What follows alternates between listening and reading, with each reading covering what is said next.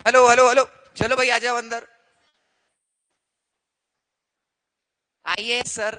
आ जाएं तो आप में थोड़ा बहुत एक आध शब्द पढ़ा दूं। आइए।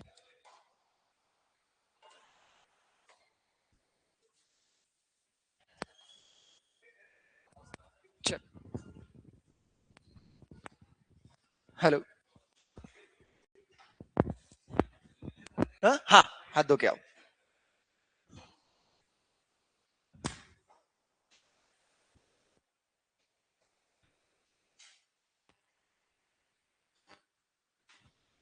ओके। So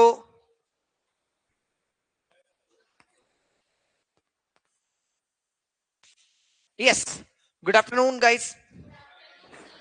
yes. तो चैप्टर नंबर, मॉर्निंग चल रहा है। Okay, good morning everyone. 3 minute बचे हैं अभी। यस, बराबर बात है।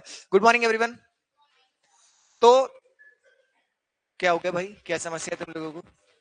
चैप्टर नंबर 19 अपन लोगों का चल रहा है, जिसका नाम क्या है? सोशल सिक्योरिटी कोड 2020, जिसके अंदर हम लोग बात कर रहे हैं कि कैसे गवर्नमेंट एम्प्लॉइज या लेबर्स के फ्यूचर को सिक्योर करती है, कैसे सोसाइटी को सिक्योर बनाने का काम कर रही है। तो जिसके अंदर हमने सबसे पहले देखा ईएसआईसी या ईएसआई, जो मैनेज करती है ESIC, employ state insurance.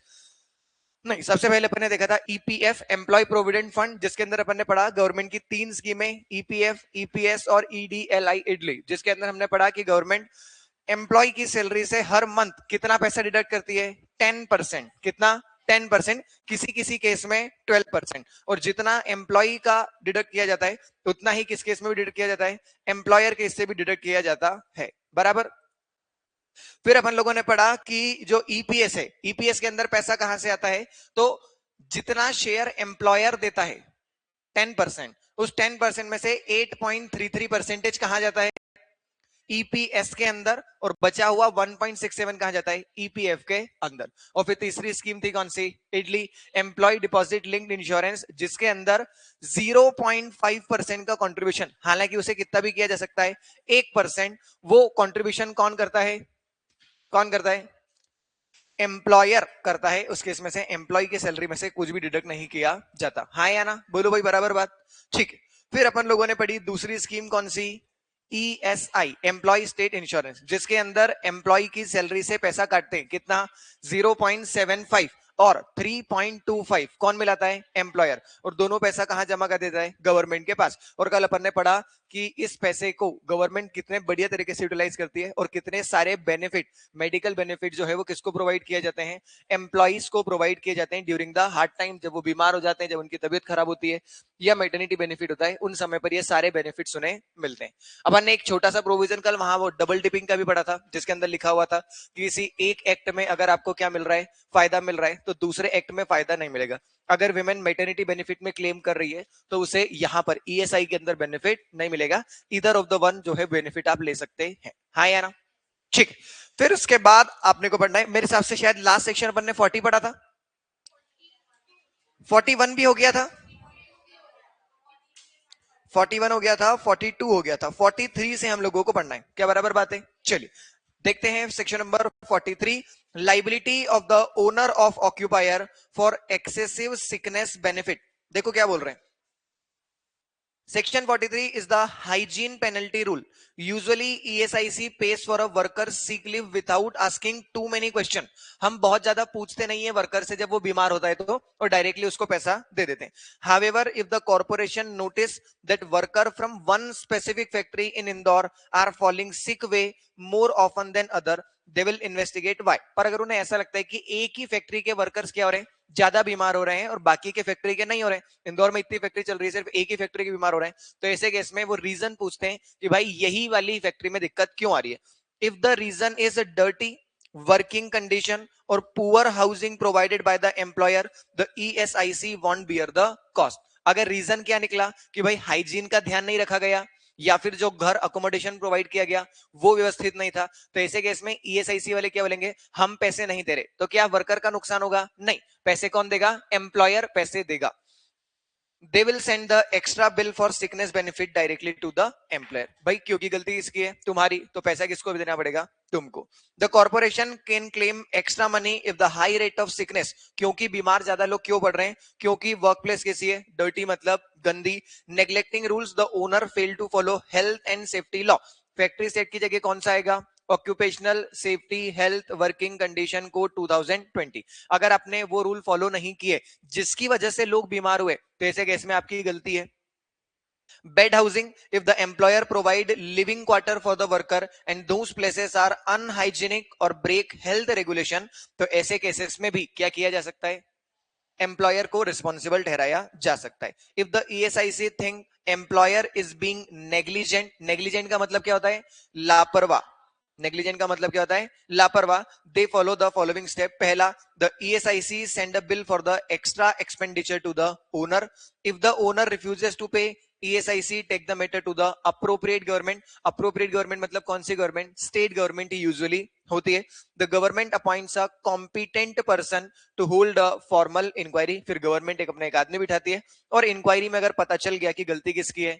Employer की, बॉस की, तो उससे एक्स्ट्रा पैसा रिसीव करते हैं। और अगर पता चले कि नहीं उसकी गलती नहीं थी, तो ईएसआईसी तो है ही सही, फिर वो तो देगा ही सही, उनको कोई कमी नहीं है।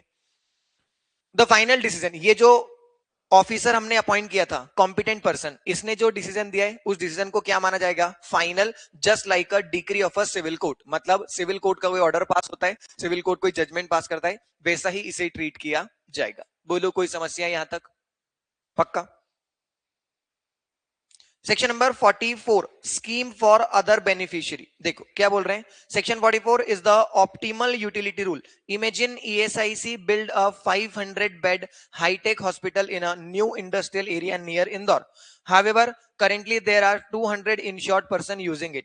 Instead of letting 300 bed sit empty and wasting resource, this section allows central government to open the door to other beneficiary, people who are not regularly ESI insured worker. मतलब अगर हमारे पास में एक्स्ट्रा कैपेसिटी है जो insured person के use में नहीं आ रही है, तो ऐसे केस में वो हम किसको भी दे सकते हैं? Non regular ESI insured worker. It turns a worker only hospital into a community resource, मतलब जिसे जरूरत होगी उसे वो हॉस्पिटल यूज करने दिया जाता है। इसीलिए जो बीमा अस्पताल है, अगर कोई नंदा नगर के आसपास में रहता हो, तो वो जो हॉस्पिटल है वो सिर्फ वर्कर्स के लिए नहीं है। वहां अगर कोई भी जाकर के इलाज करवाना चाहे तो वो पैसे लेते हैं, पर नॉमिनल फीस में आपको करके देते थे। क्यों? क्योंकि उनके पास में क्या है? रिसोर्सेस हैं जो वो क्या नहीं करना चाहते? वेस्ट नहीं करना चाहते। तो उसे कम्युनिटी रिसोर्स मान लेते हैं और सभी सोसाइटी के यूज में उसे लिया जाता है।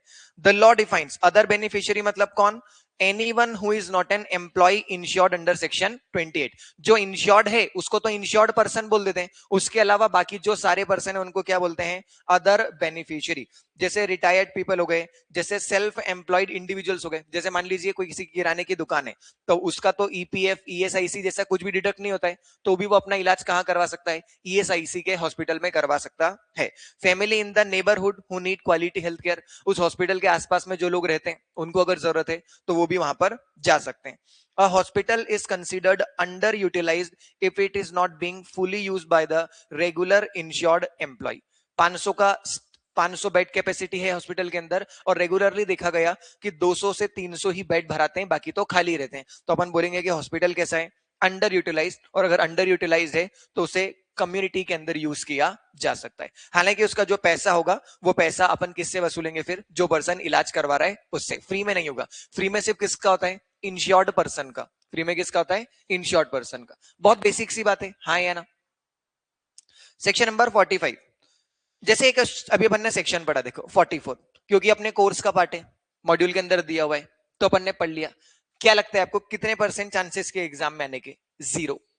जीरो। अपन सिर्फ पढ़ते हुए क्यों जा रहे हैं? क्योंकि मॉड्यूल का पार्ट है। अदरवाइज इस तरह के क्वेश्चन एग्जाम में कभी भी नहीं आ सकते, क्योंकि ऐसा पूछने से कुछ निकलेगा नहीं ना आपसे। क्या टेस्ट करेंगे? वो आपकी एबिलिटी कैसे टेस्ट करेंगे इस क्वेश्चन से? तो इसमें कोई ऐसा कॉन्क्रीट है ही नहीं। पर सिंस मॉड्यूल का पार्ट था तो हमने रीडिंग कर ली, तो इसीलिए आप लोगों को बाकी भी टीचर्स ने बोला होगा, स्कूल में भी आपने सुना होगा कि हर किताब के अंदर दो तरह के पोर्शन होते हैं। एक होता है सिर्फ रीडिंग का, और एक होता है रीडिंग प्लस लर्निंग का। तो ये किस कैटेगरी में फॉल करा? प्योरली सिर्फ रीडिंग, कि अपने को पता होना चाहिए कि हाँ अगर रिसोर्सेस अंडर यूटिलाइज है तो दूसरे केस में उसे यूटिलाइज किया जा सकता है। बाकी याद करने जैसा इसके अंदर दूसरा कुछ भी नहीं है। Section number 45, scheme for unorganised worker, gig worker and platform worker, important. Reason being, ये जो गिग वर्कर है या प्लेटफॉर्म वर्कर्स हैं, इनका कॉन्सेप्ट न्यूली इंट्रोड्यूस हुआ है नए लेबर कोड के अंदर, तो इसमें से पूछ सकते हैं। बताओ ये गिग वर्कर का मतलब क्या होता है? जो फ्रीलांसिंग, जिसको अपन लोग बोलते हैं फ्रीलांसिंग, मतलब क्या? जो कॉन्ट्रेक्चुअल बेसिस पे ही अधिकतर काम करते हैं, कहीं भी परमानेंट नौकरी ये लोग नहीं करते, तो उन्हें क्या बोलते हैं? Gig worker. तो जो गिग वर्कर्स हैं या फिर जो प्लेटफॉर्म वर्कर्स हैं, इन लोगों को भी क्या किया गया है? इस स्कीम के अंदर इंक्लूड किया गया है। Scheme 45 is the modern world rule. Historically ESI benefit were only with the people with traditional job. Traditional job मतलब क्या? वो लोग जो एम्प्लॉयर एम्प्लॉय रिलेशनशिप के अंदर रहते हैं, जो नौकरी करते हैं कहीं पर, वो लोग। But today million of people work as a delivery partner. Zomato वाले जो लोग हैं, स्विगी वाले जो लोग हैं, फ्रीलांस कंसल्टेंट, जैसे वेबसाइट बना के दे दी, रिटर्न फाइल करके दे दिया, तो ये फ्रीलांसिंग है, कहीं परमानेंट जॉब तो कर नहीं रहे। या फिर होम बेस्ड वर्कर, जो हमारे घर पे काम करते हैं। This section give central government the power to create mini ESI scheme for this new age worker, ensuring they are not left behind just because they do not have a traditional boss. क्योंकि इनका कोई permanent employer नहीं है, इस वजह से इन्हें benefit ना मिले, इस चीज को हटाया है किसने? सेक्शन नंबर 45 ने। The law specifically target 3 group. Exam में क्वेश्चन आ सकता है कि कौन कौन से लोग हैं जिन्हें सेक्शन 45 में कवर किया है। 3 ग्रुप। कौन से? पहला, अनऑर्गेनाइज्ड वर्कर। अनऑर्गेनाइज्ड मतलब कौन? जैसे स्ट्रीट वेंडर्स, पानीपुरी वाला, होम बेस्ड इंसेंस स्टिक, अगरबत्ती बनाते हैं जो लोग घर पे अपने यहाँ पर, वो, या फिर कंस्ट्रक्शन लेबर। ये एक लिस्ट है एग्जांपल की, इन तरह को क्या बोलते हैं? Unorganized worker. या फिर कौन? Gig worker, person who work gig to gig like a freelance graphic designer और a person taking a one day catering job. मतलब आप एक एक कदम लेकर के चलते हैं, आपकी कोई परमानेंट नौकरी नहीं है, तो आपको भी किसके अंदर कवर कर लिया है? मिनी ESI स्कीम के अंदर। और तीसरा क्या? प्लेटफॉर्म वर्कर, मतलब people who get work through an app और अ प्लेटफॉर्म, जैसे कि डिलीवरी पार्टनर, जो रैपिडो चला रहे हैं, जो जोमेटो पे आ रहे हैं, स्विगी पे आ रहे हैं, ये लोग, या फिर driver for a ride sharing app. ये सब लोग किस में कवर होते हैं? प्लेटफॉर्म वर्कर के अंदर। तो ये तीनों को इस मिनी ESI स्कीम के अंदर कवर किया गया है। Because a delivery partner life is different from a factory worker, the government won't use one size fit all 4% rule. 4% rule वहां पर applicable नहीं होगा। 4% rule मतलब क्या? 0.75 प्लस 3.25, वो जो एम्प्लॉय और एम्प्लॉयर वाला अपन ने पढ़ा था, वो 4% rule. For this scheme government will separately decide the contribution. Government क्या कर सकती है? एक सेपरेट तरह की स्कीम ला सकती है। हो सकता है वहां पर 4% की जगह कितना कर दे? 2%, 3%, 5%, 6%, मतलब 4% अप्लीकेबल नहीं होगा, गवर्नमेंट उसके लिए नई रेट लाएगी। और कंट्रीब्यूशन कौन पे करेगा? ये भी गवर्नमेंट डिसाइड करेगी। ऐसा भी हो सकता है कि गवर्नमेंट ऐसा बोले कि रेट तो 4% ही है, पर एम्प्लॉयर का जो 3.25 था और एम्प्लॉय का जो 0.75 था, ये तो एम्प्लॉय ही पे करेगा, इसके अंदर से 1.25 हम पे करेंगे गवर्नमेंट और 2% एम्प्लॉयर को पे करना है। मतलब हम थोड़ी सी सब्सिडी देना चाहते हैं, तो ऐसा भी गवर्नमेंट चाहे तो ऐसा भी कर सकते हैं। ये मैंने सिर्फ एग्जांपल दिया है, इस तरह की स्कीम गवर्नमेंट बनाना चाहे तो बना सकती है। क्या क्या बेनिफिट मिलेंगे? हो सकता है उनको सिर्फ मेडिकल या एक्सीडेंट कवर मिले, जब पूरे कवर ना मिले। अपन ने सेक्शन 32 में 6 बेनिफिट पढ़े थे, हो सकता है वो पूरे 6 बेनिफिट्स इनको ना मिले, तो कुछ कम मिले, पर कुछ बेनिफिट जरूर दिए जाएंगे।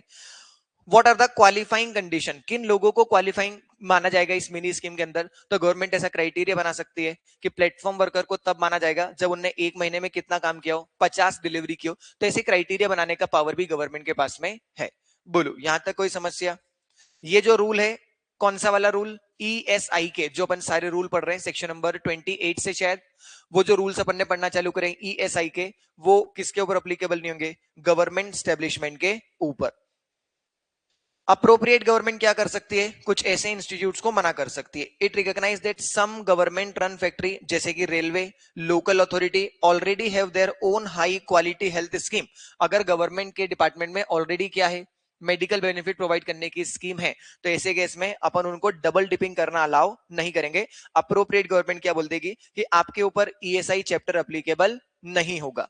कौन डिसाइड करेगा? अप्रोप्रिएट गवर्नमेंट डिसाइड करेगी। हालांकि डिसाइड करने से पहले वो किससे पूछेगी? ESIC से कंसल्ट करेगी, और फिर उसके बाद में बता देंगे कि आपको क्या करने की जरूरत नहीं है ईएसआई एप्लीकेबल करने की. An exemption is not given just for the sake the government be such. Okay, exemption यूं ही नहीं दिया जाएगा. एग्जाम्शन देने से पहले गवर्नमेंट चेक करेगी क्या कि जिन वर्कर को हम एग्जाम्प्ट कर रहे हैं, जिस ऑफिस को हम एग्जाम कर रहे हैं, क्या वहां पर सिमिलर वैसी ही सुविधाएं हैं जैसी हम ईएसआई के अंदर प्रोवाइड करेंगे. अगर गवर्नमेंट सेटिस्फाई होगी तो ही वो एग्जामिशन देगी, अदरवाइज एग्जामिशन नहीं देगी. The employees are already getting benefit that are substantially similar to ESI. इस चीज को पहले चेक किया जाएगा. सेक्शन नंबर 47, अगर आपको ध्यान आ रहा हो तो ये सेम सेक्शन हमने पढ़ा था जब ईपीएफ पढ़ा था तब भी. अगर मान लीजिए एक एम्प्लॉयर ने ईपीएफ डिडक्ट किया है, उसमें अपना ईपीएफ का शेयर मिलाया और वो इंसॉल्वेंट हो गया. इंसॉल्वेंट होने का मतलब क्या कि लाइबिलिटीज ज्यादा हो गई और असेट कम हो गई. तो ऐसे केस में दूसरी लाइबिलिटीज पे करने से पहले एम्प्लॉयर को क्या पे करना पड़ेगा? ईपीएफ. वैसे ही ईएसआईसी के केस में भी है कि अगर उसने ईएसआईसी का कंट्रीब्यूशन 0.75 डिडक्ट कर लिया, एम्प्लॉय का 3.25 उसे खुद मिलाना है, और पहले बैंक का लोन रीपे करने से पहले या क्रेडिटर को पैसे देने से पहले 4% कहां जमा किया जाएगा? गवर्नमेंट के पास. मतलब priority of ESI contribution over other debt. दूसरे डेट बनने से पहले कौन सा डेट पे किया जाएगा? ईएसआईसी की जो लाइबिलिटी है वो पे की जाएगी. Notwithstanding anything contained in any other law, इसका मतलब क्या? Section 47 is stronger than any other law. क्या बोल रहे हैं कि सबसे पहले क्या पे किया जाएगा? ईएसआई का फंड पे किया जाएगा. ईएसआई का फंड देने के लिए हम कंपनी की असेट के ऊपर चार्ज भी क्रिएट कर सकते हैं. अगर ईएसआई का पैसा नहीं दे पा रहे हो तो हम कंपनी की बिल्डिंग बेच देंगे, कंपनी का स्टॉक बेच देंगे, पर ईएसआई का पैसा सबसे पहले रिकवर किया जाएगा. और आईबीसी 2016 के अंदर भी यही बात लिखी है. जब फाइन उसमें प्रोफेशनल में आएंगे तो आईबीसी 2016 में आप लोग ये बात पढ़ेंगे कि प्रायोरिटी ऑफ द पेमेंट में सबसे पहले वर्कर के ड्यूज को पे किया जाता है. ठीक, बोलो यहां तक कोई समस्या? एक काम करो 47 तक रीड करो, क्योंकि 48 से थोड़ी अच्छी बात चली होगी. 47 तक रीड करो एक बार.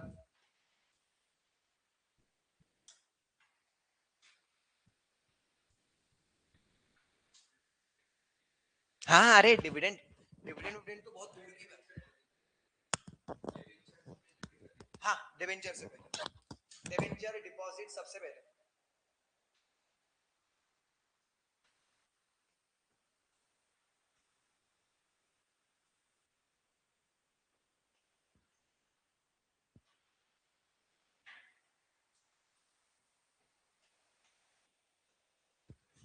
पढ़ो पढ़ो, बात करने चालू करते हो.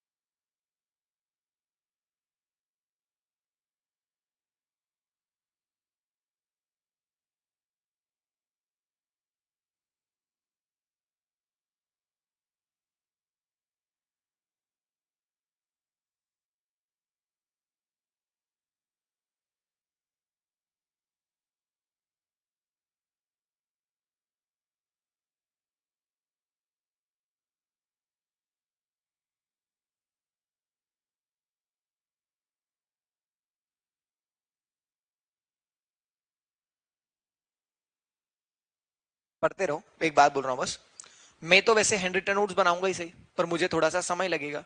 मैं आपको बता रहा हूं कि आपको भी पढ़ते पढ़ते क्या करना चाहिए। जैसे सेक्शन 43 मैंने अभी क्लास में पढ़ाया, समझा दिया, आपने एक बार रीड कर लिया, तो इसका मतलब समझ में आ गया कि इसमें क्या लिखा हुआ है। तो कायदा यह कहता है कि आप साइड में लिख लो ना कि अगर, क्या बोलेंगे उसको, डेंजरस या फिर अनसेफ वर्किंग कंडीशन की वजह से सिक हुए तो ESIC will recover from employer. अगर ऐसा लिख लोगे तो अगली बार सेक्शन 43 रीड करने के लिए सेक्शन 43 पूरा रीड नहीं करना पड़ेगा। पहली बात, ये पढ़ते से समझ में आ जाएगा कि इसके अंदर क्या लिखा हुआ है। तो डायरेक्ट हाईलाइटेड वर्ड पढ़ोगे तो काम चल जाएगा। मे भी नोट्स बनाऊंगा तो मैं कुछ नहीं करूंगा, मे भी ये जो सेंटेंस लिखा है इसको सिर्फ अच्छी हैंडराइटिंग में और इंग्लिश में लिखूंगा बस, बाकी कुछ नहीं। तो मैं करूंगा, मुझे समय लगेगा ये करने में, क्योंकि एक साथ बनाऊंगा। आप लोग ये चाहें तो एक एक सेक्शन के साथ में कर सकते हैं, हाँ या ना। ऐसा हर सेक्शन के लिए अगर कर लोगे तो अंडरस्टैंडिंग आ जाएगी कि उसके अंदर क्या लिखना है, और आगे के लिए याद भी रहेगा।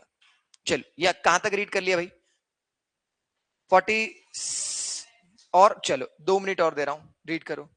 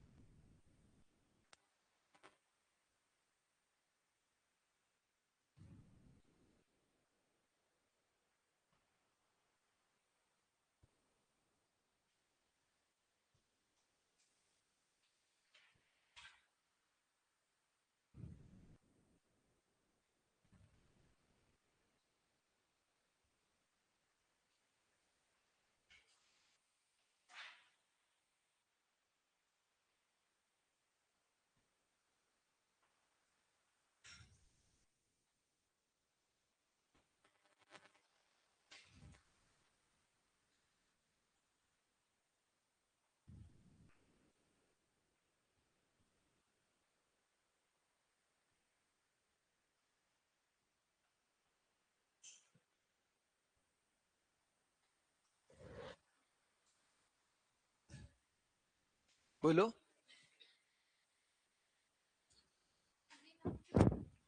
ये नाम तो ऐसे ही दिया है, मैंने दिया है, नाम याद मत रखो, तुम तो अंदर का ध्यान रखो।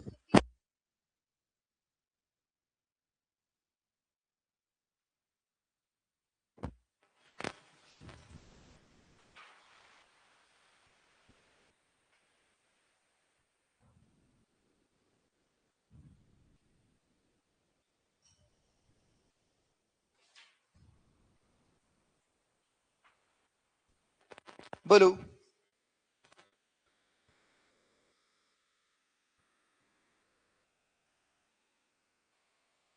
कोई समस्या यहां तक?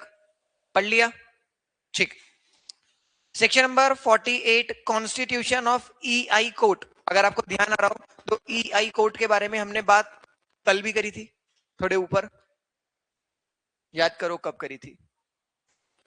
जब मेडिकल बेनिफिट आपको न मिले या मेडिकल बेनिफिट में कोई समस्या आ जाए, तो आपके पास में जैसे वो मेडिकल बोर्ड या मेडिकल जूरी आया था जिसने डिसाइड किया था कि कितने परसेंट की इंजरी आई है या कितने परसेंट की अर्निंग कैपेसिटी लूज हुई है, तो अपील फाइल कर सकते थे पहले तो मेडिकल अपीलेट ट्रिब्यूनल के पास, फिर ईआई कोर्ट के पास, या डायरेक्ट ईआई कोर्ट के पास। ये वही ईआई कोर्ट है, एम्प्लॉय इंश्योरेंस कोर्ट। इसका क्वेश्चन एग्जाम में आया हुआ भी है। हाँ, इसके 2-3 सेक्शन चलेंगे आगे तक।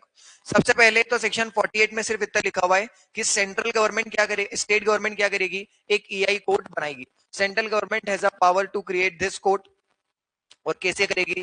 Bye releasing a notification. EI court के अंदर कौन होगा? एक तो होगा जुडिशियल ऑफिसर, और एक कौन होगा? Legal practitioner. जुडिशियल ऑफिसर मतलब कौन? जो जज है या फिर पास्ट में कभी जज रहा है। और एक कौन होगा? एडवोकेट या लॉयर, जिसको कितने साल का एक्सपीरियंस होगा? 5 साल का। ठीक, बस इतना ही काम का था। This is very important. Section number 49, क्या? State government. स्टेट गवर्नमेंट, उन्होंने यहाँ अप्रोप्रिएट गवर्नमेंट की जगह लिखी क्या दिया? State government. Section number 49 very important, अभी दिसंबर 25 की एग्जाम में भी क्वेश्चन इसका आया ही था। Matters to be decided by EI court.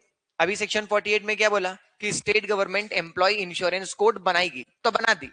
अब इस एम्प्लॉय इंश्योरेंस कोड में क्या होगा ये बताओ। तो एम्प्लॉय इंश्योरेंस कोड क्या डिसाइड करेगी? Who can EI code decide? Important है सारी बातें। Is a person actually an employ?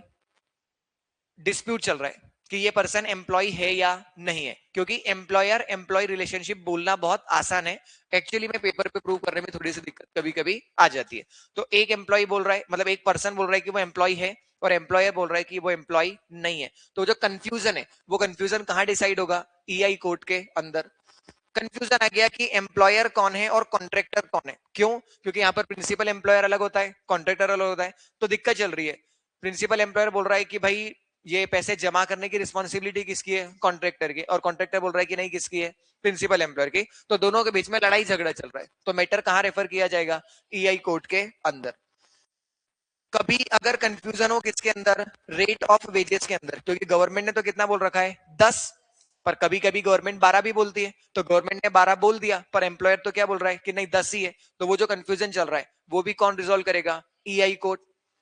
Correct contribution amount कितना है, तो वो तो जब एक बार वेज के रेट क्लियर हो जाएंगे कंट्रीब्यूशन के, तो फिर वो भी क्लियर हो जाएगा। Does a worker have a right to benefit? लो भाई, पता नहीं चल रहा है कि वर्कर के पास में बेनिफिट का राइट है या नहीं, और अगर है तो कितने लंबे समय तक मिलेगा। तो जहां भी डिस्प्यूट होगा वो मैटर कहां रेफर किया जाएगा? ईआई कोड के अंदर। इसके अलावा dispute between the corporation and employer, अगर ईएसआईसी और एम्प्लॉयर या फिर एम्प्लॉयर्स या फिर कॉन्ट्रैक्टर के बीच में अगर कोई झगड़ा है, तो वो झगड़ा भी कहां रेफर किया जाएगा? ईआई कोड के अंदर। या फिर अपीलेट अथॉरिटी आगे चल करके आएगी सेक्शन नंबर 126 में। तो जो अपीलेट अथॉरिटी है, उस अपीलेट अथॉरिटी ने जो डिसीजन पास किया, अगर आपको वो पसंद ना आए, तो उसकी अपील भी कहां पर फाइल होती है? ईआई कोर्ट के पास, एम्प्लॉय इंश्योरेंस कोर्ट। ध्यान रखना, ये क्वेश्चन एग्जाम में आता है, 2 बार आ चुका है कि ईआई कोर्ट क्या क्या मैटर डिसाइड करती है। तो वापस से एग्जाम में डायरेक्ट क्वेश्चन ऐसा सिंपल ही आता है कि what are the matters that can be decided by EI court. तो ये आपको लिखना पड़ेगा। जब भी आप ईआई कोर्ट के पास जाएंगे तो साथ में कितना पैसा लेकर के जाना पड़ेगा?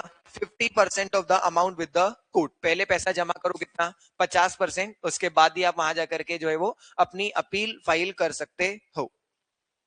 किसी भी सिविल कोर्ट को, क्या बोला? किसी भी सिविल कोर्ट को एंटरटेन करना अलाउड नहीं। जो मैटर ईआई कोर्ट डिसाइड करेगा उसके लिए आप किसी दूसरी कोर्ट नहीं जा सकते। Civil court, session court, high court कहीं जाना अलाउड नहीं। सिर्फ कहां पर जाओ? EI court. कोई सिविल कोर्ट आपके मैटर को एड्रेस नहीं कर सकती। ईआई कोर्ट के क्या पावर्स है? Section number 50, what are the powers of EI court? तो पावर सेम वैसे ही है जैसे किसके होते हैं? सिविल कोर्ट के। किसके होते हैं? Civil court. तो जो जो पावर सिविल कोर्ट के हैं वही सेम पावर किसके हैं? ईआई कोर्ट के पास। और सिविल कोर्ट के पास क्या पावर होते हैं? किसी को भी समन भेजना, कोई भी डॉक्यूमेंट मंगवाना, किसी से भी ओथ एग्जामिन करवाना, कोई एविडेंस रिकॉर्ड करना, कोई पब्लिक डॉक्यूमेंट मांगना, ये सारे पावर किसके होते हैं? सिविल कोर्ट के। और जो सिविल कोर्ट के पावर है वह सारे किसके हो जाएंगे? ईआई कोर्ट के हो जाएंगे। ठीक, फालतू बात। Section number 51, proceedings of the employees insurance code. EI court, अब कोर्ट चला रहे हो तो कोर्ट चलाने के अंदर क्या होगा? पैसा वैसा भी खर्च होगा। तो प्रोसीडिंग्स कैसे की जाएगी? देखो, the law follow the principle law help those who are alert and not those who slip over their right. EI court किस प्रिंसिपल पर चलती है? कि हम उनकी मदद करेंगे जिनको उनके राइट्स के बारे में पता हो, ना कि जो अपने राइट्स के ऊपर तकिया लगाकर सो रहे हो। तो क्या बोल रहे हैं ये लोग कि भाई अगर तुम्हारा कोई डिस्प्यूट है तो डिस्प्यूट कितने समय में लेकर के आ जाओ हमारे पास? 3 सालों के अंदर अंदर। 3 साल बाद आओगे तो मना कर देंगे, बराबर। हालांकि अगर आपने सफिशिएंट कॉस्ट शो कर दिया तो 3 साल के बाद भी लिया जा सकता है। आपके बिहाफ पे जरूरी नहीं कि हर बार आप ही कोर्ट जाएं। आप किसको भेज सकते हैं? लॉयर को। आप किसको भेज सकते हैं? ट्रेड यूनियन के किसी ऑफिसर को, या फिर किसी दूसरे पर्सन को जिसको आप भेजना चाहें। ठीक। कभी कभी ये जो ईआई कोर्ट है ये मैटर कहां पर रेफर कर सकती है? किसी कोर्ट के पास में भी रेफर कर सकती है। हाई कोर्ट के पास में भी मैटर को रेफर किया जा सकता है जब थोड़ा सा ट्रिकी क्वेश्चन ऑफ लॉ आ जाए, जब किसी लॉ को समझने में दिक्कत आए, तो ऐसे केस में मैटर को कहां रेफर कर सकती है? हाई कोर्ट, हाई कोर्ट के पास। Section 52, appeal to the high court. अगर ईआई कोर्ट का डिसीजन भी आपको पसंद ना आए तो आप मैटर कहां पर ले जा सकते हैं? फिर ईआई कोर्ट के ऊपर हाई कोर्ट है। तो सबसे पहले, while EI court is powerful, it is not the final word. EI court जो है वो फाइनल नहीं है. इफ समवन बिलीव्स, यहां से अंडरलाइन करिए, if someone believes EI court made a major legal mistake they can take the fight to the high court. Matter कहां refer किया जा सकता है? हाई कोर्ट में रेफर किया जा सकता है. ठीक. आप लोगों ने वो पढ़ा होगा जब सीआरपीसी या सीपीसी, मुझे चैप्टर नहीं पता कौन सा, पर जब भी अपील फाइल करते हैं तो अपील फाइल करने का जनरल एक रूल होता है कि जब भी हायर कोर्ट में अपील फाइल होती है तो वो on the basis of question of law होती है, ना कि on the basis of question of fact. Question of fact के ऊपर बात नहीं जाती. और क्वेश्चन ऑफ लॉ का मतलब क्या होता है कि नीचे वाली कोर्ट ने लॉ प्रॉपरली फॉलो नहीं किया. मतलब सेल ऑफ गुड्स एक्ट में या इंडियन कॉर्ट एक्ट में लिखा हुआ ये है, पर जज ने जब फैसला सुनाया तो उसने लिखी हुई बात फॉलो ही नहीं की. अगर ऐसा लग रहा है तो ही मैटर कहां जाएगा? अपर कोर्ट में. अगर कोई नया फैक्ट डिस्कवर हुआ है केस के बारे में तो आप आगे अपील फाइल नहीं कर सकते. ये हर जगह का बेसिक प्रिंसिपल है. जब भी अपील फाइल की जाती है तो अपील फाइल करने का हायर कोर्ट पे बेसिस ही क्या होता है? It should be filed on the basis of question of law, not on the question of fact. ये जेआईजीएल में पढ़ा होगा आप लोगों ने, बेसिक होता है इसके अंदर, लॉ और इस प्रैक्टिस के अंदर. तो वापस से क्या बोल रहे हैं? सब्सटेंशियल क्वेश्चन ऑफ लॉ आना चाहिए. यू कैन नॉट, देखो इधर लिखा हुआ भी है, you can not go to the high court just to argue about the fact. Fact को डिस्कस करने के लिए आगे वाली कोर्ट नहीं है. वो तो सिर्फ कब जाती है? जब सब्सटेंशियल क्वेश्चन ऑफ लॉ, और सब्सटेंशियल क्वेश्चन ऑफ लॉ का मतलब होता है एप्लीकेशन ऑफ द लॉ. जब आपको ऐसा लग रहा है कि नीचे वाली कोर्ट ने लॉ प्रॉपरली फॉलो नहीं किया तो मैटर कहां जाएगा? आगे वाली कोर्ट के ऊपर. ठीक. और आपको कितने दिनों के अंदर अंदर जाना है? 60 डेज के अंदर अंदर आपको हाई कोर्ट में जाना पड़ेगा. ठीक. और हाई कोर्ट क्या कर सकती है? हाई कोर्ट ई आई कोर्ट के मैटर को एज इट इज रख सकती है, उसमें कोई चेंज ना करे, उसको सेट असाइड कर सकती है और एक नया वो जो डिक्री है, नया ऑर्डर जो है वो पास भी कर सकती है. ठीक है. चलो पढ़ो एक बार सेक्शन 52 तक रीड करो यार.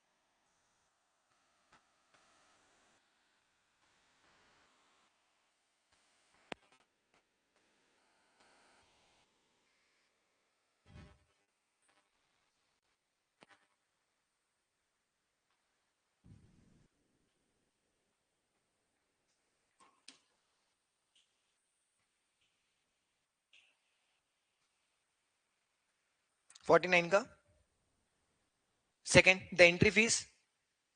इसके अंदर बोल रहे हैं कि अगर आप अपने मैटर को कहां रेफर करना चाहते हैं, ईआई कोर्ट के पास, तो ईआई कोर्ट में जाने से पहले क्या कर दो, 50% पैसा जमा कर दो। If an employer dispute the amount of contribution और due claimed by corporation, they must deposit 50% of the amount. ESIC बोल रहा है कि आपको 1 लाख रुपए जमा करना पड़ेगा। एम्प्लॉयर को क्या बोल रहे हैं कि 1 लाख रुपए जमा करो। आप बोल रहे हो कि नहीं 1 लाख रुपए सही अमाउंट नहीं, तो आप इसके लिए क्या करना चाहते हो, अपील फाइल। तो अपील फाइल करने के लिए पहले कितना पैसा जमा कर दो, 50,000 रुपए ईआई कोर्ट के पास जमा कर दो। अगर तुम्हारी बात सही निकली तो तुमको ये 50 वापस कर देंगे, अगर तुम्हारी बात गलत निकली तो तुमसे बचे हुए 50 ले लेंगे।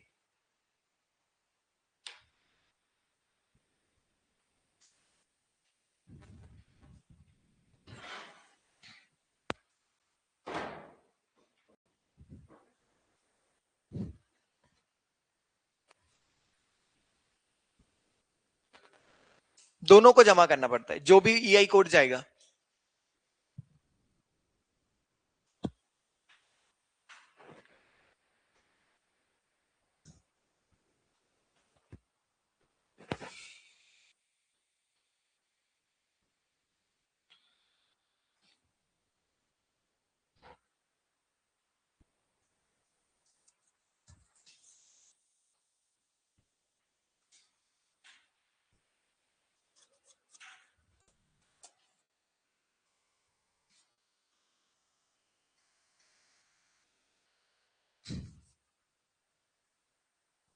पढ़ लिया क्या? देखो यार कप रखे हुए हैं और पीने का कुछ है नहीं यहाँ। मेरे से तो बोलो ही मत। अभी कल की तो बात है, 24 घंटे भी नहीं हुए अभी।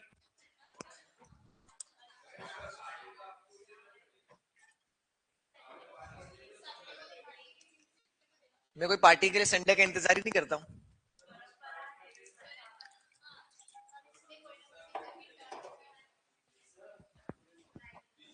पीता नहीं यार, पीता ही नहीं, सिर्फ पानी पीता हूँ। चलो पढ़ लिया गया यहाँ तक? बोलो भाई पढ़ लिया? 1 मिनट और दे रहा हूँ, जल्दी रीड करो।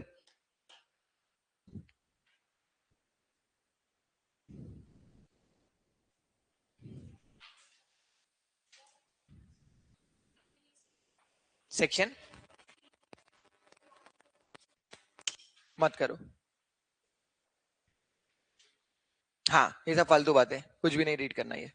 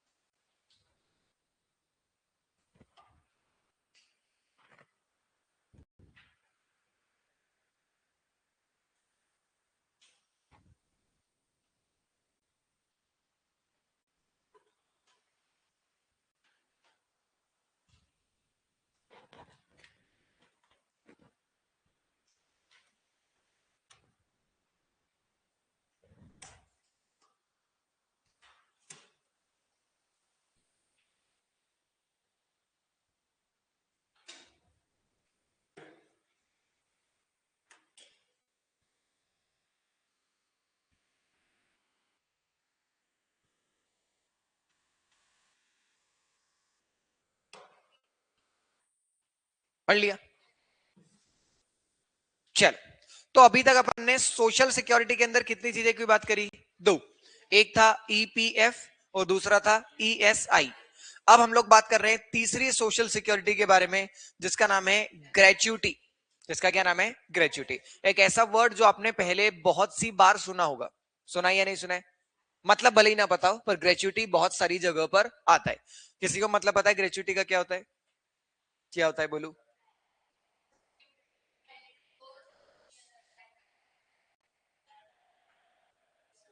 किसको मिलता है पेमेंट? एम्प्लॉय को। कौन देता है? एम्प्लॉयर। क्यों देता है?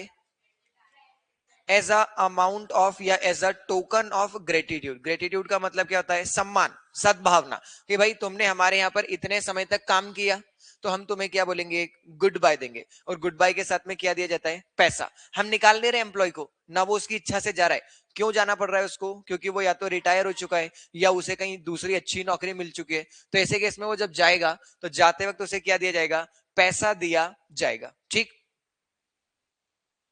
देखो, section 43 defines gratuity which is essentially a thank you payment from an employer to an employee for years of loyal service.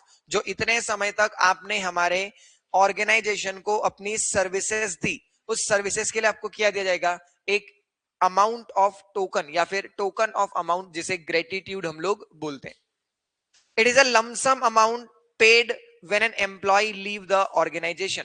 जो सैलरी मिल रही है वो तो मिल ही रही है, वो तो मिलेगी ही सही। सैलरी के अलावा अलग से क्या दिया जाता है? ग्रेच्युटी पे किया जाता है। It is a lump sum amount paid when an employee leaves the organisation. एक लमसम अमाउंट इस समय पर पे किया जाता है। Think of it as a reward for sticking with a company for a long time. जब लंबे समय तक आप किसी ऑर्गेनाइजेशन में काम करते हैं तो ग्रेच्युटी आपको मिलती है। Unlike a monthly salary, this is a terminal benefit. Terminal मतलब क्या होता है? टर्म खत्म होने पर आप लोगों का कैपिटल बजटिंग हो गया चैप्टर, वहां पर आप टर्मिनल बेनिफिट कैलकुलेट करते हो ना, टर्मिनल कैश फ्लो। ये ऐसा कुछ नहीं आया। जब असेट वगैरह बेचते हैं अपन प्रोजेक्ट खत्म हो जाने के बाद, तो असेट ऐसा कुछ भी नहीं है। My bad, my bad. Terminal का मतलब क्या होता है? टर्मिनल का मतलब क्या होता है कि जब अपन वहां से छोड़ करके जाएंगे, टर्मिनेट जब होंगे, तो उस समय पर अपने को एक बेनिफिट मिलेगा। ठीक, हर किसी को ग्रेच्युटी नहीं मिलती। To qualify for the gratuity you need to complete 5 years of continuous service. आपको क्या करना है? अगर ग्रेच्युटी चाहिए तो कम से कम उस साल वहां पर कितने समय काम करना पड़ेगा? 5 साल। 5 साल कंटिन्यूअस। बताओ, कंटिन्यूअस का मतलब क्या? पूरे 365 दिन नहीं, 240 या फिर 190। 190 माइंस के केस में और दूसरे केस में 240। एक साल का अगर होगा तो 6 महीने का होगा तो आधा, 120 और 95। हाँ, 95। ठीक, you need to complete 5 years of continuous service. However कुछ केसेस में अलग भी किया जा सकता है। जैसे नॉर्मल केस में तो 5 साल ही है। जो जर्नलिस्ट होते हैं उनके केस में सिर्फ कितना चाहिए? 3 साल। पर अगर मौत हो जाए किसी की तो कोई जरूरत नहीं 5 साल काम करने की। तो आपने 2 दिन भी काम किया होगा तो भी आपको ग्रेच्युटी मिलेगी। If the service ends, important line लिखी हुई है ये वाली, if the service and because of death और disablement, the 5 year wait is waived. You get paid even if you worked only for the 6 month. भाई 6 महीने ही काम क्यों ना किया हो तुमने यार, पैसा तुमको बराबर उतना मिलेगा। क्या बात समझ में आई? बोलो हाँ या ना। कोई समस्या यहां तक? तो ग्रेच्युटी कब मिलती है? जब आप 5 साल काम कर लो तब। हालांकि जर्नलिस्ट को कब मिल जाती है? 3 साल में। और अगर आपकी डेथ हो जाए या डिसेबलमेंट हो जाए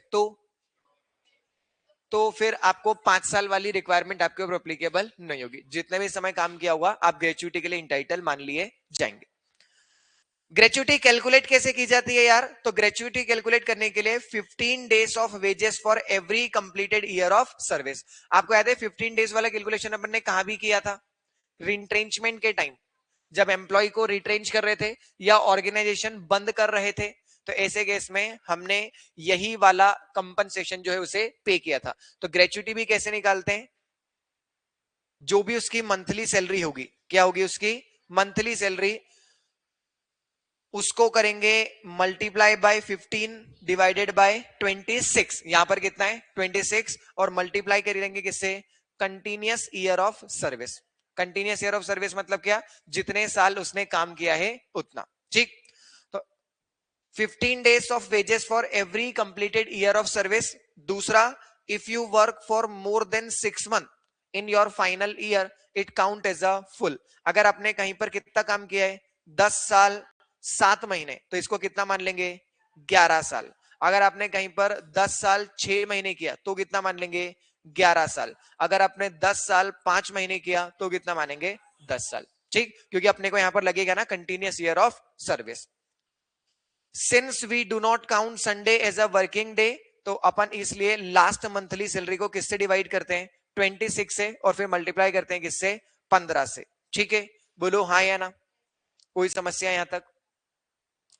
in case of death, death हो जाती है तो ऐसे केस में स्वर्ग तो पैसे देने जाएंगे नहीं अपन, पैसे किसको दे देंगे, नॉमिनी को। किसको दे देंगे, नॉमिनी। और अगर किसी पर्सन को नॉमिनेट किया ही नहीं था तो किसको मिल जाएगी, लीगल हायर्स को। ठीक है, तो मरने के बाद भी पैसा तो मिलेगा, अपने को नहीं मिलेगा।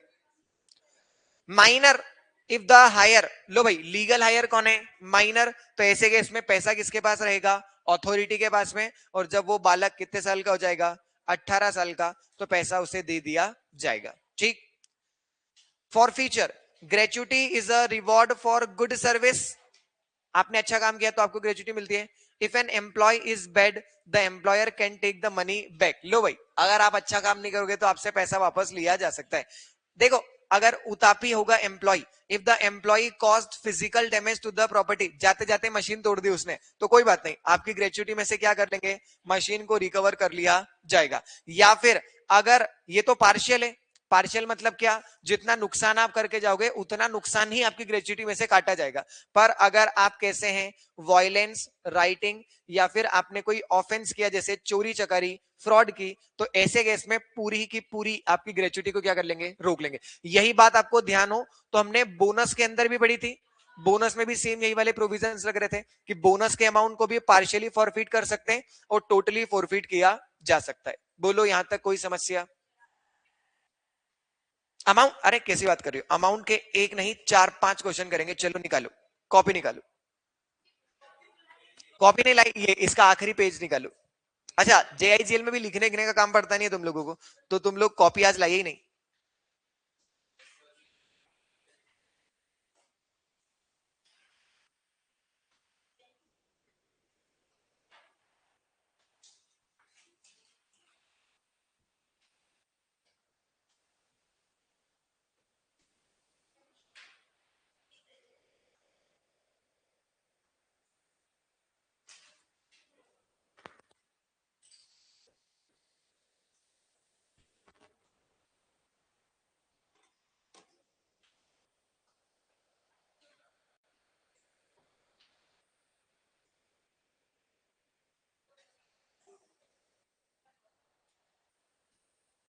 चलो, अरे सुनो इधर, बात नहीं, बात नहीं, एग्जाम्पल लिखते जा रहा हूं, तुम लोग मुझे अमाउंट बताते जाना। एलडीएस का मतलब है लास्ट ड्रॉन सैलरी, तो लास्ट ड्रॉन सैलरी है लेट से 40,000 rupees, completed year of service है 26, तो बताइए ग्रेचुटी कितनी, लास्ट ड्रॉन सैलरी, ग्रेचुटी कितनी आई, 6 लाख। कुछ लोग बोल रहे हैं 6 लाख, बाकी लोग बताओ भाई। और ये सारे लिखते जाना, हाँ, ये CYS completed year of service,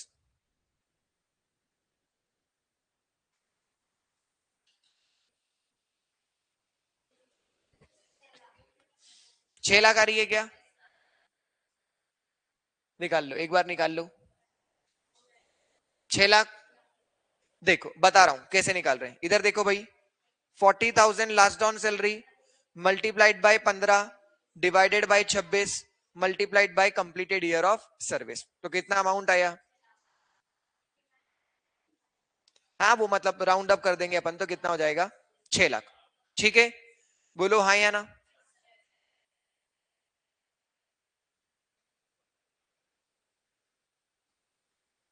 last on salary 20,000, completed year of service, बताओ ग्रेचुटी कितनी?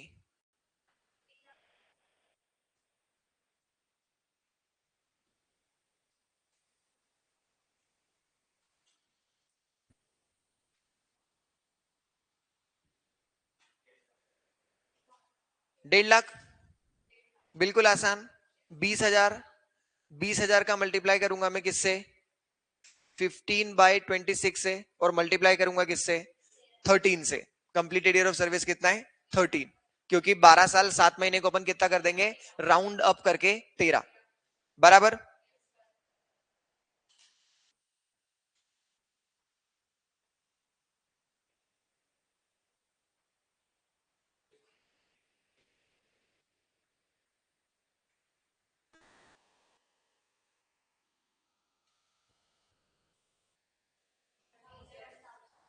ग्रेच्युटी 81,000, बिल्कुल आसान। 15,600 multiplied by 15 divided by 26 multiplied by 9, क्योंकि 6 महीने से कम है तो अपन इसको राउंड डाउन करेंगे, बराबर।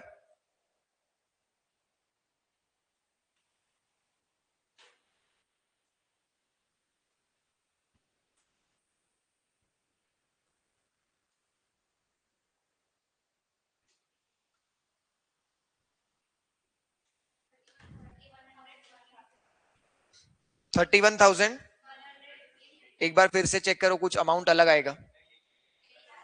यही आ रहा है, ग्रेच्युटी 0, क्योंकि 5 साल नहीं हुए। आपने को सिर्फ कैलकुलेटर थोड़ी चलाना है, दिमाग भी चलाना है। 5 साल नहीं हुए ना। हाँ, जनरल डेज ही तो 5 साल बोलते हैं। मैंने कहा लिखा कि जर्नलिस्ट है, और मैंने कहा बोला पिछली बैच में करवा रहा था तो 2 लोग बोलते कि हमने मान लिया कि मर गया होगा। मरेगा तो मैं बताऊंगा ना।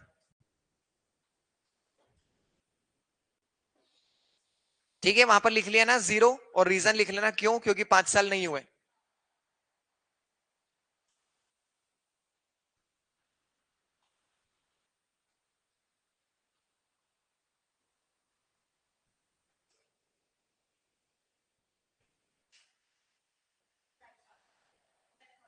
अब ग्रेच्युटी कितनी, 45। 5 साल से कम है तो भी, क्यों, क्योंकि कौन सा केस है, डेथ का केस है। बोलो बराबर बात, यहां तक कोई समस्या हो गया। ठीक है, ऐसा क्वेश्चन एग्जाम में आपको पता है आ चुका है, ये आया था यार जून 25 के एग्जाम में, जब मैं एग्जाम देने गया था तो ये पूछा था उन्होंने कि लास्ट राउंड सैलरी इतनी है, कंटिन्यूस ईयर ऑफ सर्विस ये है, और ग्रेच्युटी। और देखो मेरी किस्मत, मैं पढ़ के ही नहीं गया था, तो सोचो मुझे इसके भी मार्क्स नहीं मिले। ये एग्जाम का क्वेश्चन है, जून 25 का एग्जाम का क्वेश्चन अपन जब देखेंगे तो आपको पता चलेगा कि यही अमाउंट्स हैं।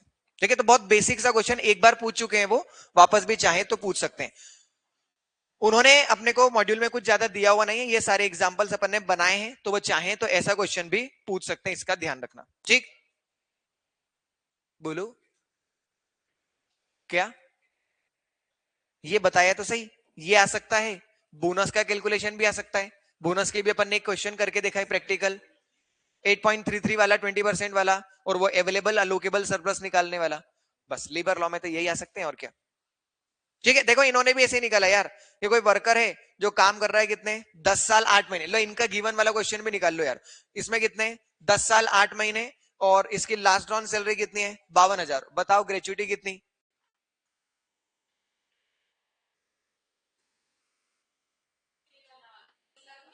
3 30 इतनी आ रही है ना, क्योंकि इसको कितना मान लेंगे, 11 मल्टीप्लाइड बाय 15 डिवाइडेड बाय 26 और मल्टीप्लाइड बाय 52,000 इसकी सैलरी, तो कितना आ जाएगा, 3,30,000, बराबर। ऐसे ही आ रहा है।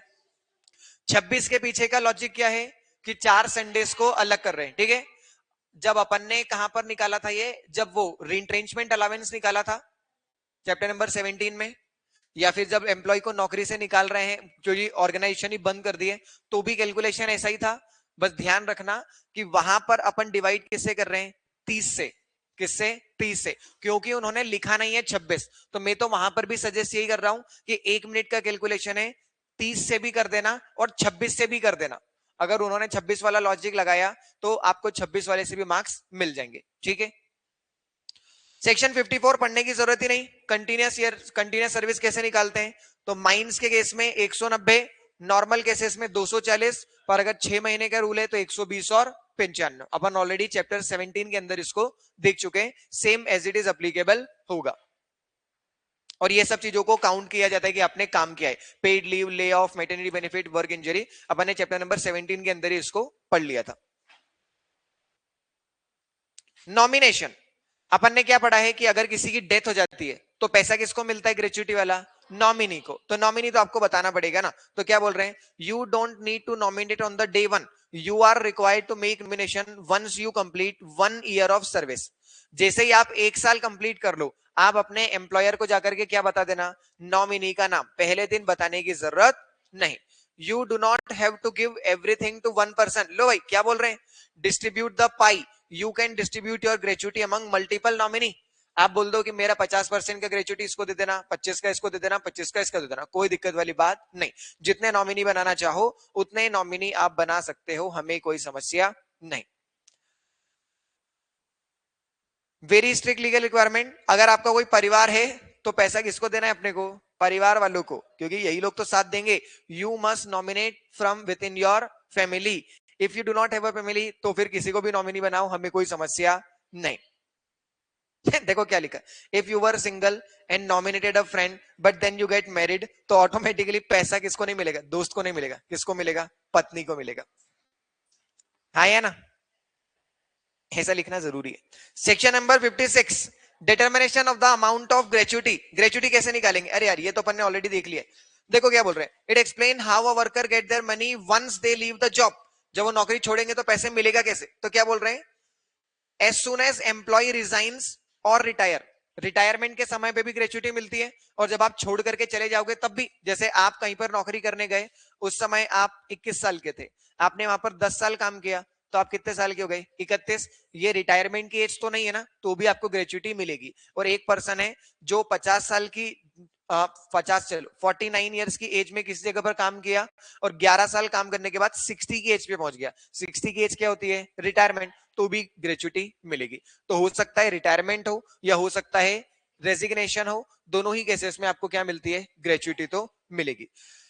Employer must send a return notice to the worker and competent authority stating the amount. देखो प्रोसीजर पढ़ रहे हैं अपन कि ग्रेचुटी मिलेगी कैसे. तो सबसे पहले आपको एप्लीकेशन फाइल करनी है, कहां पर, एम्प्लॉयर के पास में, कि भाई मुझे मेरा ग्रेचुटी का पैसे दे दो. तो एम्प्लॉयर एक नोटिस देगा किसको, वर्कर को, और कॉम्पिटेंट ऑथोरिटी को, जिसके अंदर क्या लिखा होगा, अमाउंट, कि कितना नोट, कितना ग्रेचुटी का अमाउंट तुमको मिलेगा. ये जो फॉर्मूला अपन ने पढ़ा, इस फॉर्मूले से ग्रेचुटी को कैलकुलेट किया जाएगा.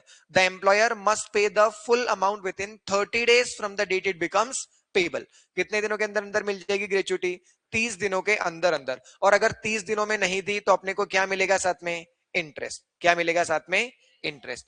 पर इंटरेस्ट नहीं मिलेगा अगर ग्रेचुटी नहीं मिल पाई. क्यों, क्योंकि उसमें गलती किसकी थी, एम्प्लॉय की. एम्प्लॉय ने अपना बैंक अकाउंट ही नहीं बताया, या कोई दूसरी गलती हो गई, तो ऐसे केस में इंटरेस्ट फिर आपको नहीं मिलेगा. बोलो यहां तक समस्या कुछ, यहां तक कोई समस्या. लो भाई, ग्रेचुटी गुड बाय में मिल रही है और गुड बाय में झगड़े हो गए. If the boss says gratuity is 1 lakh, worker बोल रहा है ग्रेचुटी कितनी होनी चाहिए, 2 लाख, तो क्या हो गया, लड़ाई झगड़ा. तो एम्प्लॉयर पहले तो 1 लाख रुपए तो बोल ही रहे, तो 1 लाख रुपए कहां जमा कर देंगे, कॉम्पिटेंट अथॉरिटी के पास. फिर अथॉरिटी क्या बन जाएगी, कोर्ट, और कोर्ट बन करके डिसाइड करेगी कि कौन सही और कौन गलत. अगर पता चला 2 लाख रुपए, तो उससे 1 लाख रुपए और मांग लेंगे. और अगर पता चला कि 1 ही लाख रुपए था, तो एम्प्लॉयर को बोलेंगे तुम जाओ, और ये पैसा अपन किसको दे देंगे, एम्प्लॉय को. अभी किसके पास में है पैसा, अथॉरिटी के पास, कॉम्पिटेंट अथॉरिटी के पास. बोलो बराबर. पर अगर आपको कॉम्पिटेंट अथॉरिटी से भी भरोसा नहीं, तो एम्प्लॉयर या फिर एम्प्लॉय, दोनों में से कोई भी क्या कर सकता है, अपील फाइल कर सकता है. कितने दिनों में, 60 days के अंदर अंदर. बराबर. बोलू हाँ या ना, कोई समस्या यहां तक. यहां पर क्या बोला है कि अगर आपको अपील फाइल करनी है, तो अपील फाइल करने के लिए आपको, अपन ने कहीं जगह पर पढ़ा था ना कि 50% पैसा जमा करना पड़ता है, 25. यहां पर बोल रहे हैं 100% पैसा जमा करो. अगर अपील फाइल करनी है तो कितना जमा करो, 100%. क्यों, क्योंकि नीचे वाली कोर्ट तो डिसाइड कर चुके हैं ना कि इतना पैसा देना पड़ेगा, तो इतना पैसा जमा कर दो. बोलो यहां तक कोई समस्या, यहां तक किसी को कोई समस्या है तो बोलो. क्लियर है यहां तक, रीड करना है क्या यहां तक, चलो एक बार रीड करो, एक बार रीड करो.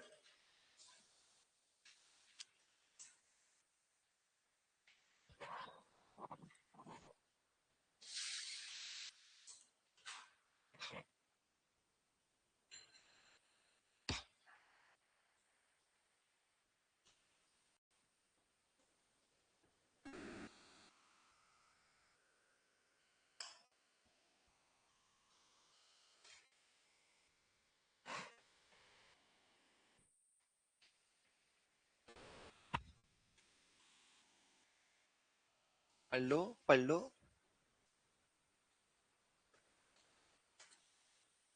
सर बोल रहे हो, आगे भी तो बोलो. सेक्शन 53 का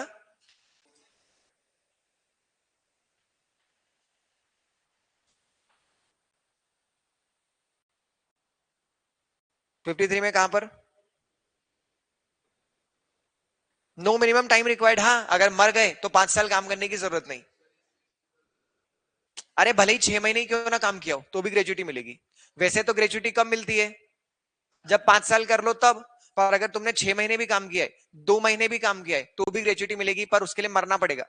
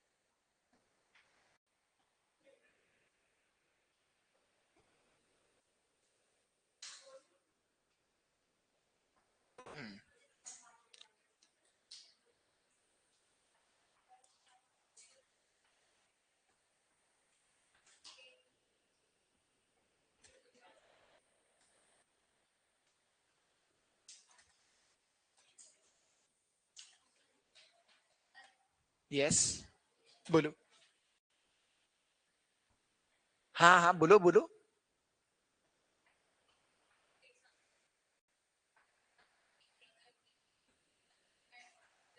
डेथ हो गई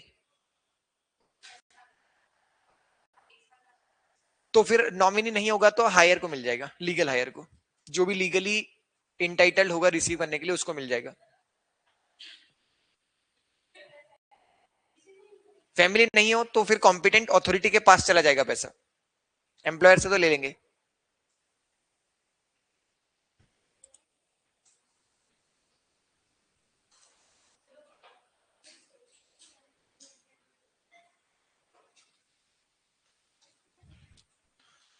ठीक है, सेक्शन नंबर 53 के अंदर एक बात और लिखो।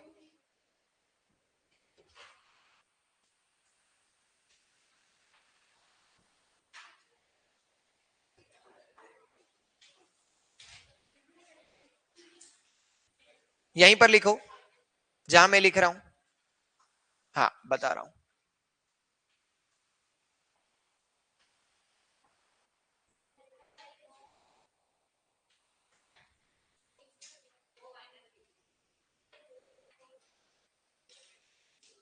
Maximum amount of maturity, gratuity यार, maximum amount of gratuity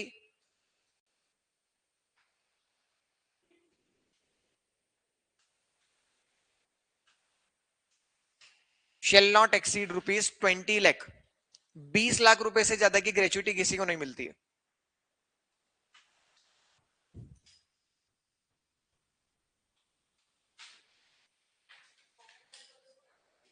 20 lakh रुपए मैक्सिमम। ठीक है, maximum amount of gratuity shall not exceed ₹20 lakh. और वो लास्ट वाले पेज में जहां पर तुम लोग क्वेश्चन सॉल्व कर रहे हो वो निकालो और एक क्वेश्चन और लिखो। कोई बात नहीं। लास्ट ड्रॉन सैलरी 90,000 रुपए, completed year of service 20 year 3 month. बताओ ग्रेचुइटी कितनी?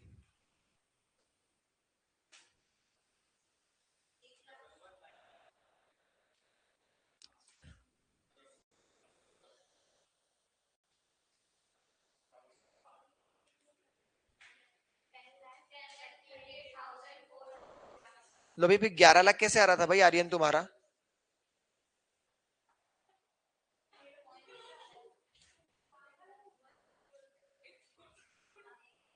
हाँ, इस वाले का कितना निकला भाई?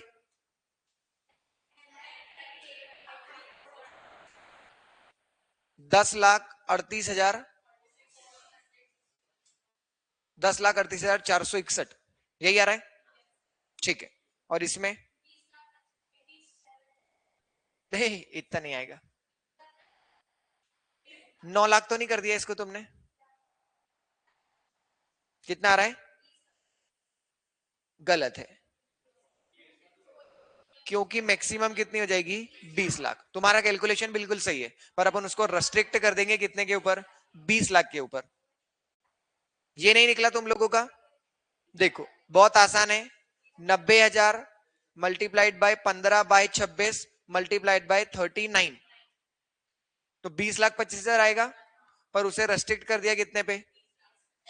20 लाख पे। लिख रहा हूं मैं यहां पर, तुम लोग भी लिख लो। But it is restricted to ₹20 lakh. ठीक है, ये अपन ने ऑल वेराइटी ऑफ क्वेश्चंस कर लिए हैं ग्रेचुइटी में। इससे ऊपर कोई क्वेश्चन आ ही नहीं सकता। जितनी कैटेगरी थी उसके अंदर अपन ने सारी डिस्कस यहां पर कर ली।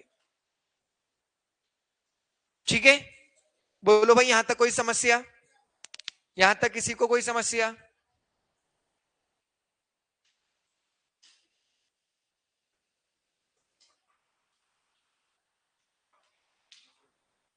56 तक रीड कर लिया ना तुम लोगों ने?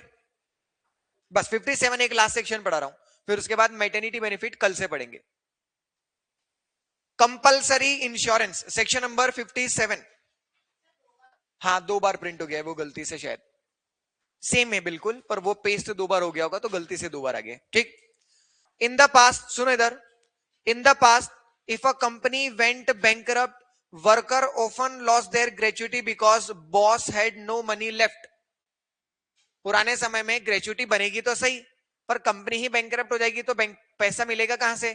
तो अब गवर्नमेंट ने क्या बोल रखा है कि आपको ग्रेचुइटी का इंश्योरेंस करवाना पड़ेगा। जो एम्प्लॉइज की ग्रेचुइटी है उसका insurance. This section make it mandatory for employer to plan ahead. It says instead of waiting for a worker to retire, employer must either buy an insurance policy और set up a special fund. या तो तुम gratuity का क्या ले लो? Insurance, कि भाई अगर मैं ग्रेचुइटी पे नहीं कर पाया तो ग्रेचुइटी कौन पे करेगी? Insurance company. या तो तुम ये कर लो, या फिर तुम ग्रेचुइटी जितनी बनेगी उतने अमाउंट को कैलकुलेट करके आज ही किसी सेपरेट फंड में ट्रांसफर कर दो, ताकि एम्प्लॉय की ग्रेचुइटी क्या हो जाए? सर्टेन। दोनों में से जो करना हो वो आप कर सकते हो, पर कुछ ना कुछ तो करना पड़ेगा। This ensure money for your thank you payment is always safe even if the company shut down tomorrow. Company कल ही कल बंद क्यों ना हो जाए, आपका जो ग्रेचुइटी का पैसा है वो वैसा का वैसा सेफ रहेगा। तो every employer must obtain insurance to cover their future gratuity. You can buy this insurance from company regulated by IRDA। Government different debt बोल सकती है कि ये वाला प्रोविजन कब कंपनी के ऊपर कब अप्लीकेबल होगा। Some big companies don't want to buy outside insurance, so they want to manage the money themselves. तो government allow this if the employee has an approved gratuity fund। पहले आपको एक gratuity fund किससे government approve कराना पड़ेगा? Government से। Government मतलब कौन? इनकम टैक्स रूल से। ये कब कर सकते हो आप? जब आपके यहाँ कितने लोग काम करते हो? 500 या 500 से ज्यादा। ठीक है, बस इतना ही काम का था। रीड कर लो एक बार 57, और ये आगे जो रिपीट किया हुआ है इसको एक बार काट देना, ये एग्जैक्ट सेम रिपीट हुआ है। रीड कर लो इसको।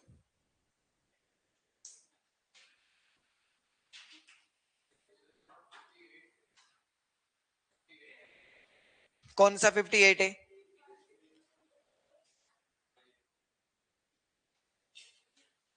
फिफ्टी सिक्स 57, मैं 1 मिनट देखता हूं, वैसे तो सही है,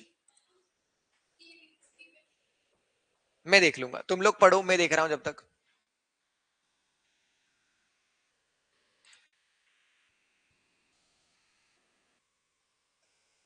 सब कुछ बराबर है। 58 नंबर का सेक्शन कॉम्पिटेंट अथॉरिटी है, वो अपने कोर्स का पार्ट नहीं है, ठीक है, सब बराबर है। रीड कर लो भाई, इसको रीड कर लो।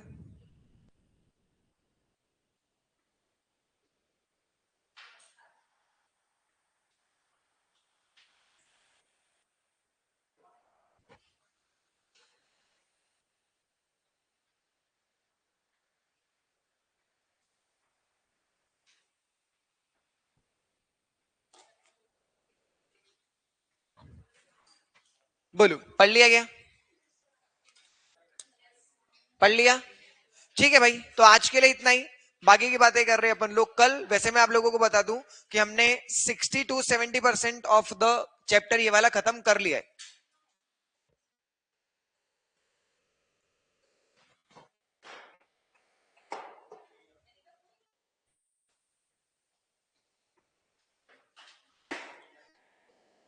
कल बढ़िया पोर्शन आएगा, मजा आएगा आप लोगों को क्लास में।